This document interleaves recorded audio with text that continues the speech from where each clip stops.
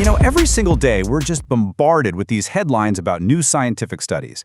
But how do you tell if a finding is a genuine breakthrough or if it's just, a statistical mirage? Well, in this explainer, we're going to build a toolkit to help you spot the difference.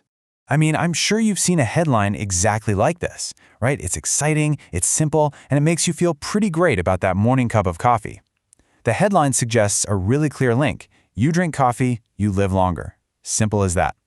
And that is the million-dollar question. How do scientists, and more importantly, how can we tell if this pattern is a real signal coming from the data or if it's just random noise? That's the mystery we're going to solve right now. Okay, so to kick off our investigation, we need to get the lingo down. Let's start gathering some clues by defining the fundamental terms that researchers are using all the time. First up, variables. And simply put, these are just the things we're interested in. So in our coffee example, one variable is how much coffee people drink, and the other variable is how long they live. You see, to find a relationship, you first have to clearly define what it is you're measuring. Now, this right here, this is a huge distinction. In correlational research, scientists are just observing. They're measuring coffee drinking and lifespan as they naturally happen out in the world. And that can suggest a link. But in experimental research, they actually step in. They might assign one group to drink 3 cups of coffee and another group to drink none. And only that kind of study can truly prove cause and effect. Okay, so once we've got our variables, how do we actually find a connection? Well, the very first step is to start hunting for a pattern in the data, some kind of systematic link between our variables. And our main tool for this is something called the correlation coefficient, or just R for short.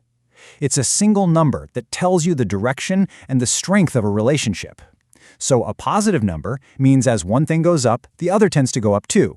A negative number means as one goes up, the other tends to go down. So when that correlation, that R, is 0, this is what it looks like. It's just a random cloud of dots on a graph like a shotgun blast. There's no line you can really draw through it, no trend at all. It's just noise. But now, if we dial that R up to 0.3, you can start to see something taking shape. See that? There's a general upward trend. It's not a super strong connection for sure, but it's there. It's like the whisper of a relationship, not a shout. And now, wow, look at this. At an R of 0.9, the relationship is crystal clear. The data points form this tight, upward-sloping line. That's a strong, really convincing pattern. But, and this is a huge but, just because we see a strong pattern in the group we happen to study, our sample, it doesn't automatically mean it's true for everyone out there.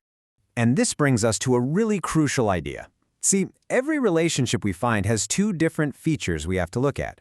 First, there's magnitude. How strong is the pattern in the actual data we collected? But second, and just as important, is reliability. What are the odds that this pattern is actually real and exists in the bigger population, and isn't just some random fluke that happened in our specific group? So this brings us to the absolute heart of it all. How do we measure that reliability? How can we be confident that we found a real signal and we haven't just been fooled by random noise? We need a tool, right? A specific, numbers-based way to measure our confidence that what we're seeing isn't just a coincidence. So, what is that tool? Well, it's called the p-value. And it just might be the single most important and probably most misunderstood number in all of science. The easiest way to think of it is as a coincidence detector. It literally tells you the probability that you'd see a pattern as strong as the one you found purely by random chance, if there was no real relationship at all. In most fields, the magic number is 0.05.